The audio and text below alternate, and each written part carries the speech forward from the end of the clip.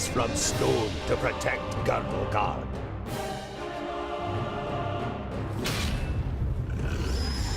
Against orcs, ogres, and all the other beasts of Tion. We are the guardians of Girdlegard. We are the children of the divine smith. We are the dwarves. Huh?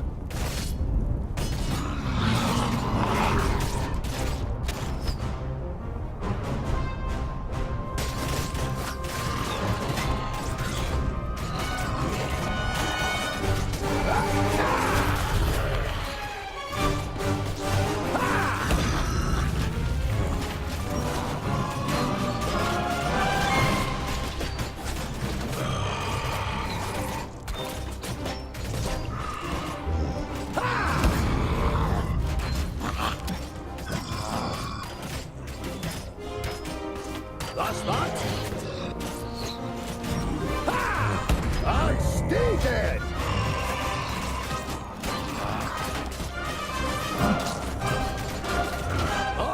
Not possible right now!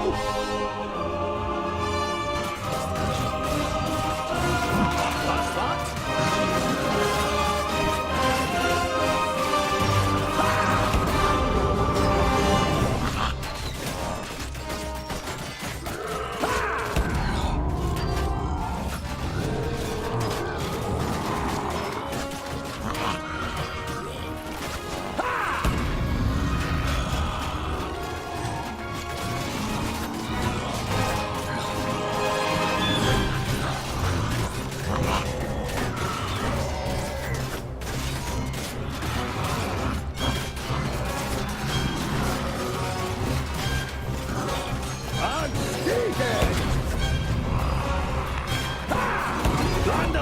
A present from the workshop!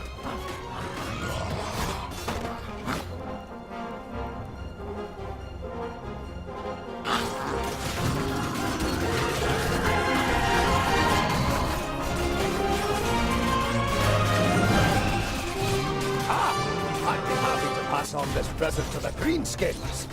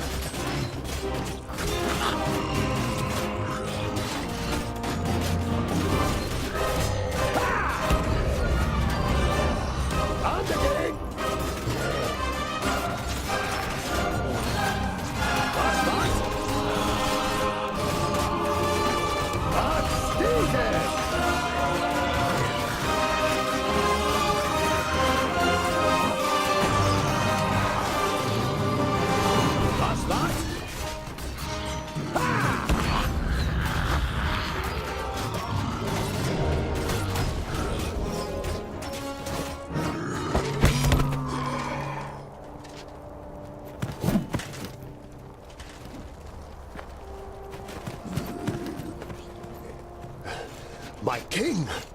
What are you doing here? Giselbert I, the father of the Fifthling clan, has not been on the front line of battle against the creatures of Tion for many cycles. The king surveys the battlefield and the defenders with a grave expression. We are too few. This you know as well as he does. But there will be no reinforcements arriving. Hundreds of brave warriors lie inside the fortress dying. The illness is running rampant. It brings weakness and death. Stay at your posts. Be as steadfast as the granite of which we are made. Nothing can break us. Vrakas is with us.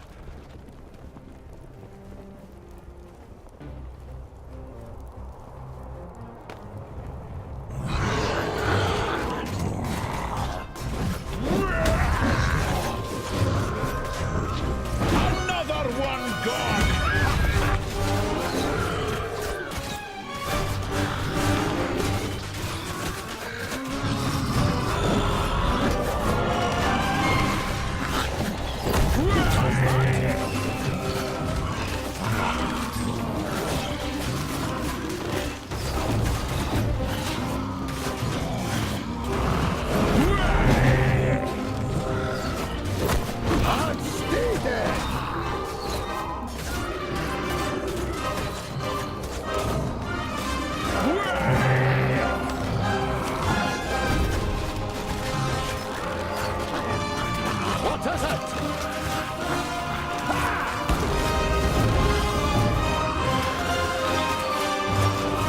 That's that. Hammer time! And stay dead!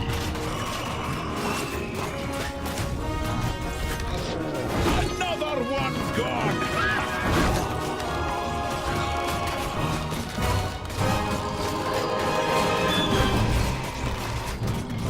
Hammer time!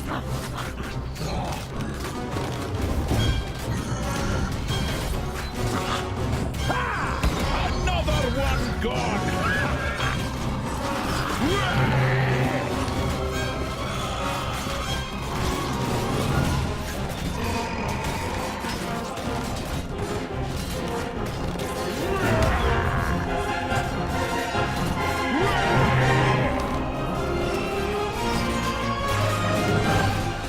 Yes?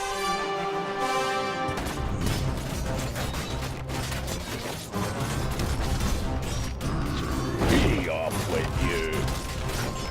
And stay dead!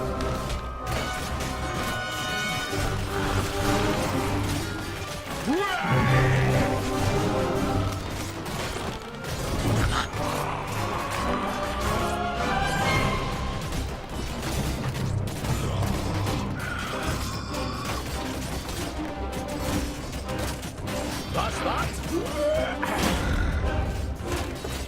And stay dead! Hammer time! And again! Be off with you!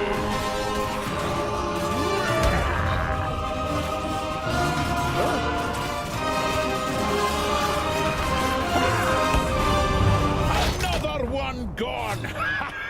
These are the ones who attacked us in the tunnels. We suffered great losses beating them back.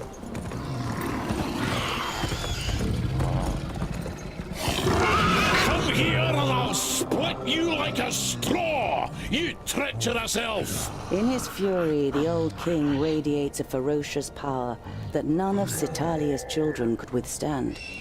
But the slight, willowy being sitting astride the shadow mare just grins down, mockingly. You are mistaken. We are Alpha. We are here to destroy the elves. All peace-loving beings here in Girdlegard are under our protection, and you cannot open the gate that has barred your path into Girdlegard since the creation of the world. Not us, but perhaps one of your kind. This cannot be. Silence, you fool! Vrakas, forgive me for what I am about to do. Quickly, in formation! You must hold them back until I close the gate!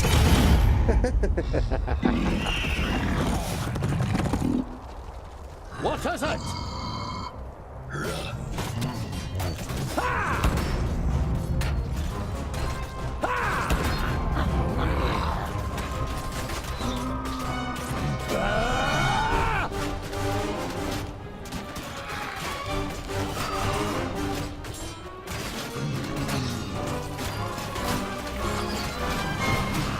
That's that.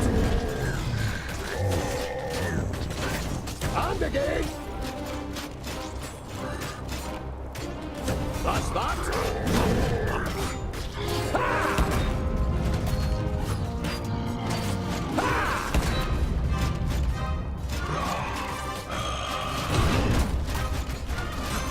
That's that.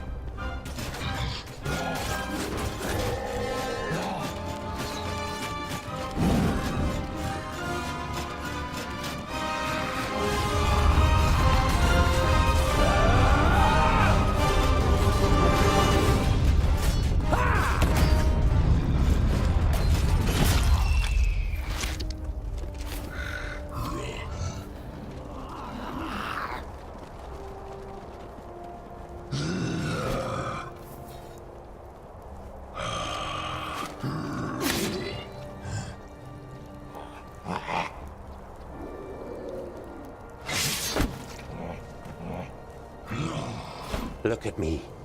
I am Syntheras, the Reaper of your death. I will take your life, and the land will take your soul. Get out of my sight, pointy ears, and let me delight at the closed gate a little longer. The gate may have closed, but when you rise again from the dead by the power of the land, you will be one of us, and you will open it. Never! My soul belongs to Brakas. No, your soul now belongs to the land, and henceforth you will belong to it forever. Now die, and return. Then hand us Girdlegard.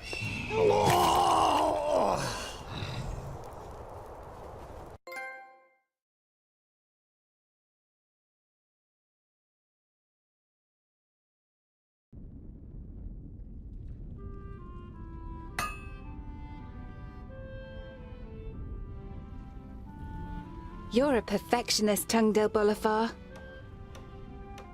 I've got a reputation to uphold. If you can't rely on the metalwork of a dwarf, what can you rely on? What can I do for you? For me, nothing. It's Lot Yonan. He wants to see you in his study. In your mind, you go through all the recent incidents that might have annoyed the Magus. Apart from a few little squabbles with his famuli, nothing worth mentioning happened since the incident with your beard. You nod. Okay.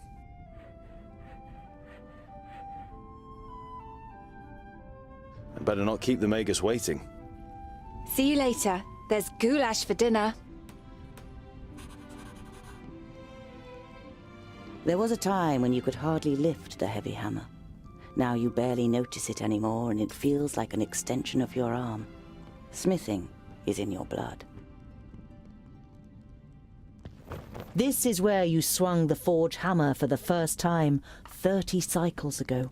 No one taught you the craft. It was enough for you to watch Lot Yonan's old smith at work. Whenever the workshop was empty, you practiced and quickly mastered the craft with ease. There are apparently dwarves who have never seen the sky. And you too feel more comfortable when you have rock over your head. If only you didn't long to see more of the world, a longing that grows stronger with every year.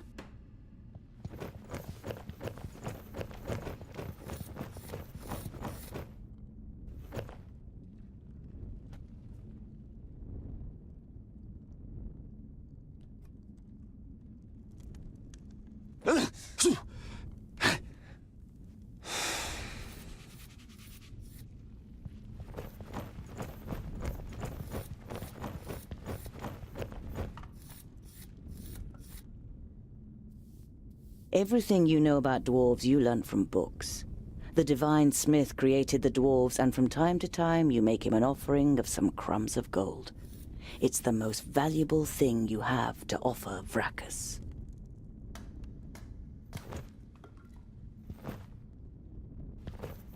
You've worked a bit more on Sunya's birthday present last night. The little one is crazy about horses.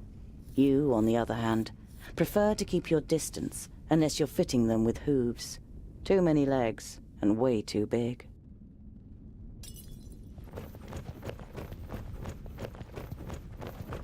Hey, groundling!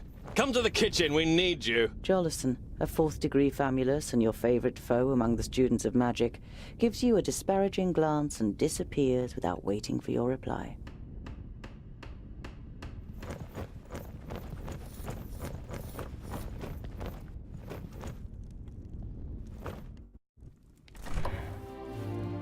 Master Lot Yonan, Frala told me you wished to speak with me. Ah, Tungdil, come in. There is a bag over there in the cupboard. Take it out, please. It contains artifacts belonging to my former famulus Goren. I wish to return them to him. He's in Black Saddle, 300 miles away. 300 miles? That's a long journey. Who are you going to entrust with this? I was thinking of you. Me? There is no one better to take on this journey. You have acquired much knowledge. You are almost a scholar. You know more than most famuli about Girdlegard and its inhabitants. It is time for you to go out into the world and see it with your own eyes. With pleasure.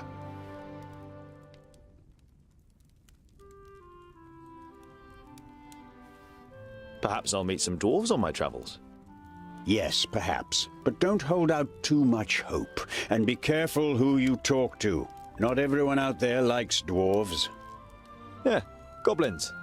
They abduct baby dwarves and sell them to magi, from what I've heard. Not the best bit of business I've ever done. But what was I to do? The Longnoses threatened to throw you into the nearest river.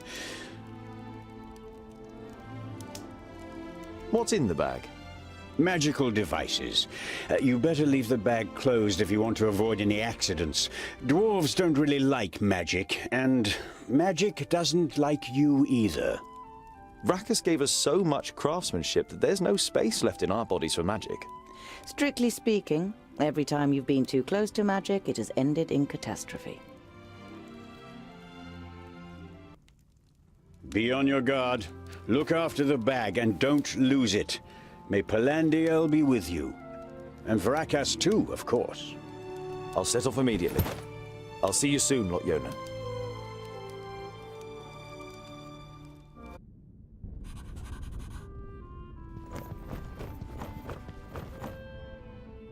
Lot Yonan didn't just take you in. He also taught you how to read and write. But you don't feel like reading right now. Especially as you already know all the books by heart.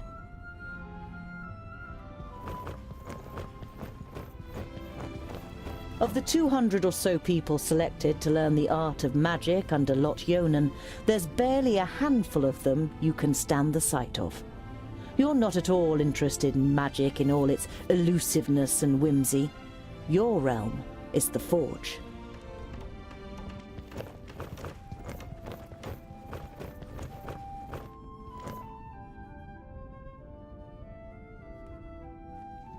Hey, what are you doing, groundling? We're still eating here. Why don't you go and get your own portion?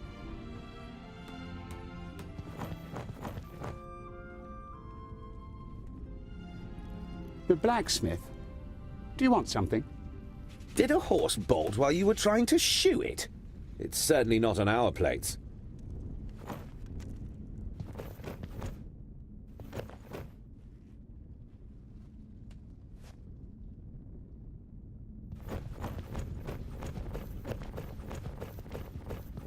Deal! Quick! Or the goulash will get burnt! You immediately recognize what the problem is. A chain running over a pulley for positioning the cauldron is detached from its mounting, and the cauldron stuck in the fireplace. It's a heavy load, and none of the famuli, who feel superior even during kitchen duty, dare do anything. They might burn their fingers, or even get a bit dirty.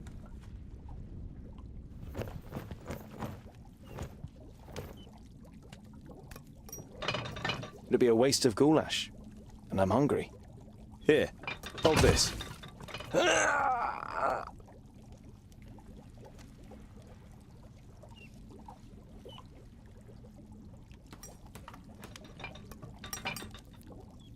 You damned freak! For a moment, you hope the famulus really does raise his hand to you.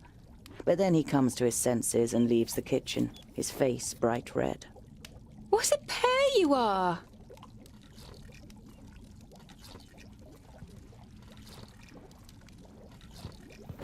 The goulash is bubbling in the cauldron. You draw the warm air in through your nose, and the smell makes your mouth start watering.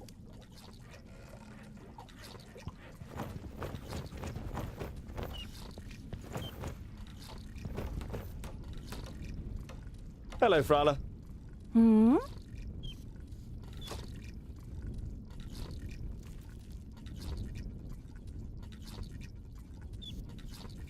I've got a present for you.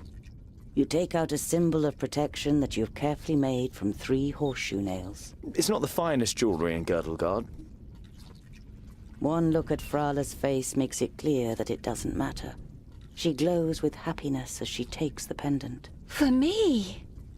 But why? Because you don't see me as an oddity, and you're like a little sister to me. You could have said. But you settle with a shrug and a crooked smile. I need provisions for 300 miles. You're grinning from ear to ear. Finally, you've got the chance to see something of the world.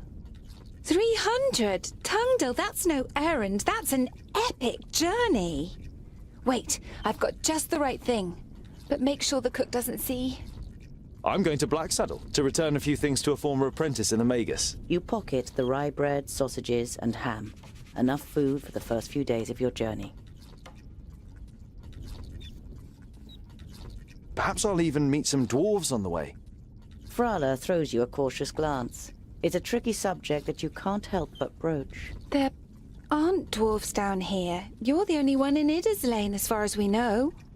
I know, but I can't just have been born out of a rock. Somewhere in the mountains, I have a clan. Maybe even a family. Yes. Maybe. Frala has reminded you more than once that Lot Yonan wrote to the dwarf clans and none of them were missing a dwarf boy. I have to go. I've got a long journey ahead of me. I wish you the blessing of Palandiel and Vracas to protect you from all danger on your journey. Here, a talisman. Whenever you look at it, think of me. Frala winks at you mischievously. And of getting me a nice present.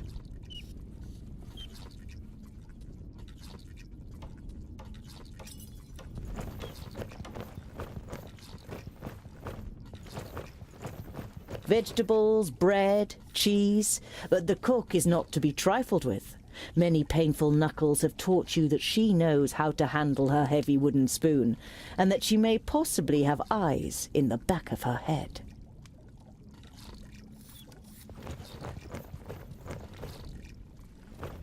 I am your godfather, little one. I'll look after you just like I looked after your mother. Little Akana grasps your calloused finger and smiles at you wide-eyed.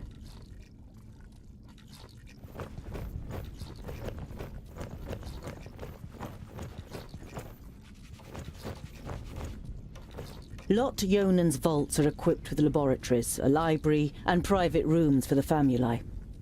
Together with the forge, the kitchen, and the other utility rooms, it makes up quite an impressive complex. But compared to the courts of the other magi, the seat of power in Yonandar is small and modest.